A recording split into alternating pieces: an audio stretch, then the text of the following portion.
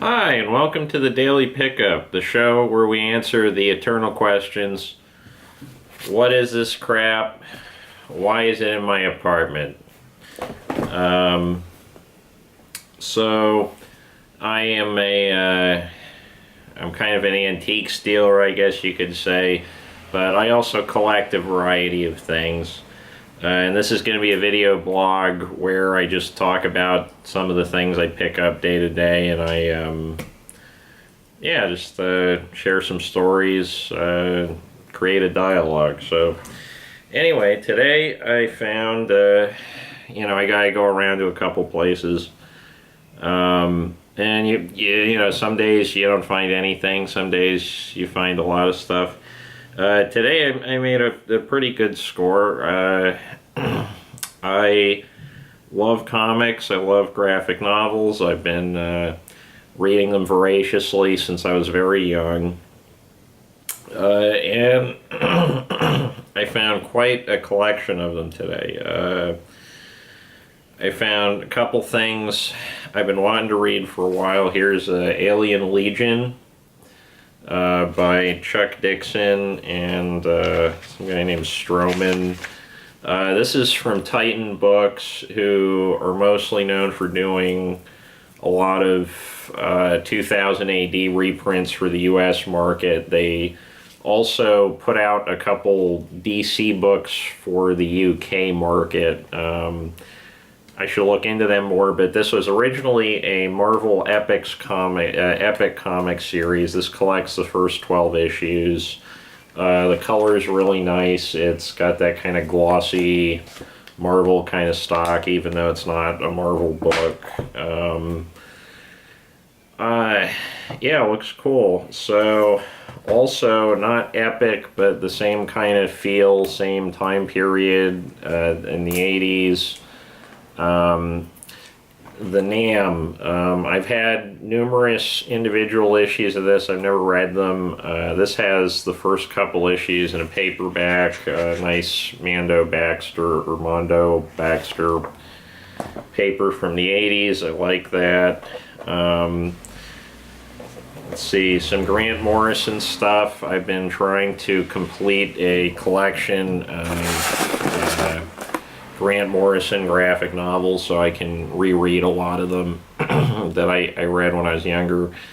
This is Doom Patrol Planet Love.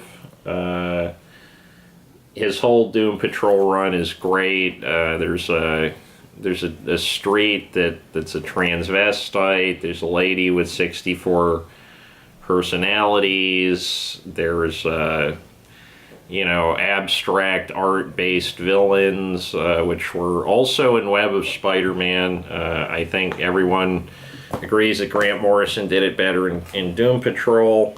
Here's the Invisibles, which is Morrison's kind of an attempt to create, I guess, like a comics Gravity's Rainbow. I've never spent the time that I think I need to really get into it, but now that it's in the apartment, maybe I will. Here's 100% by Paul Pope. He's a guy who's done a lot of work for Vertigo. This is a Vertigo book. He's also drawn a lot of different. He did like a weird Batman book. It's in black and white. You can see a huge influence on Jeffrey Lemire. In terms of the draftsmanship. I can't really speak to the story, but supposedly weird sci-fi. Excited to read that. Replaced my copy of Ghost World. Already read it. Everybody knows what this is. And I found the first two out of, I think, a total of 3 volumes of Transformers versus G.I. Joe. This looks very, very stupid. It probably is kind of stupid, but the artwork is just like weird knockoff Kirby stuff. It looks dirty. It's like, this kind of does with Jack Kirby what Vaporwave does with like elevator music samples. You know what I'm saying? I'm looking forward to reading that. Here's the second volume. I don't know how many issues this collects, but yeah, like weird anime style. Like the guy's got, you know, weapons for hands and all that good stuff. This one is a weird one. They didn't even charge me for this because it's so tiny. I don't know if this is worth signing. It's pretty interesting. It's a Constitution of the Soviet Ukraine, so occupied Ukraine. I haven't even checked the date on this. 1984. So this is a couple of years before the wall went down.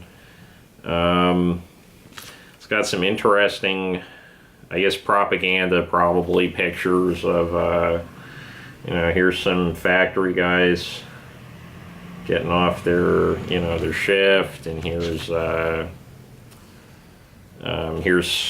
what medical science looked like in 1985 or 1984. You know, here's the beach in Ukraine. Probably a little difficult to see that one because it's got a lot of detail. Yeah, neat little pamphlet. I like collecting small things like that because, as if you haven't already figured out from the fact that I've mentioned how small they are twice, they don't take up a lot of space, which is a big consideration when you're living in the city. There's some other stuff that's less interesting. This is a book of kind of a pop New Yorker writer, kind of Orchid Thief style book of, no, I guess it's just like, it's like a specialist encyclopedia. I didn't have a lot of time to read it. It's like a bathroom reader of the history of different words. It's not comprehensive. It's like 275 words, but I do have a concise Oxford English dictionary over there, but I don't have a magnifying glass, and the print on that thing is very tiny, so I'm looking forward to reading that. And the last thing I found is second season of Chappelle's Show. I watched the first season last week. I didn't see it when it was coming out. And it was pretty good. You know, I found both volumes were very cheap because they were in high production runs when they were originally popular. It's interesting to see how much the times have changed since 2003. There's a sketch where he's doing a hypothetical black president, and it's almost kind of offensive in retrospect. But yeah, and you can kind of see how Comedy Central's changed over the last 20 years. And it's less surprising seeing the first season of Chappelle's Show. I haven't watched the second season here yet. Yeah, there's a lot of stuff that's not quite super sensitive to gender issues and whatnot, but is what it is.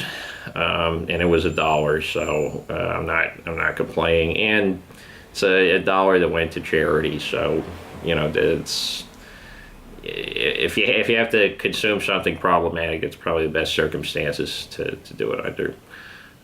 Anyway, this has been the Daily Pickup, the show where we answer the timeless questions: what is that crap and why is it in my apartment? Signing off. If you liked it, subscribe, hit like, watch some other videos. I got a couple other videos. I'm making more all the time. And yeah, have a good day.